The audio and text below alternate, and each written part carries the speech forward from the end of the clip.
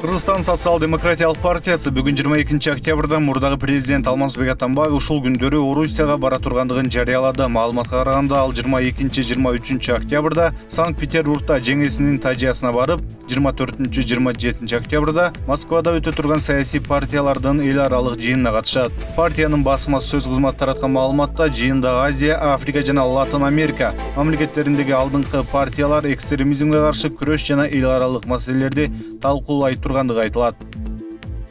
Алмазбек Атамбаев 28 октябрда Бишкекке кайтып келери дагы белгиленген. Эске салсак, 20 октябрда Шоопур деген каймана аты менен таанымал жана экс-президенттин эң ишенимдүү адамдарынын бири катары айтылган Икрамжан Илмиянов алдамчылык беренеси менен Орусиядан кармалып Кыргызстанга жеткирилген. Коомдук ишмер Эдил Байсалов Твиттердеги баракчасына Алмазбек Атамбаев буга чейин бир дагы эл аралык парт чогулуштарга барбагандыгын, эми болсо өтө абройлуу эмес катардагы эле эл аралык партия чогулушуна жөнөп жатышы качып кетүүгө шылтоо деп жазды.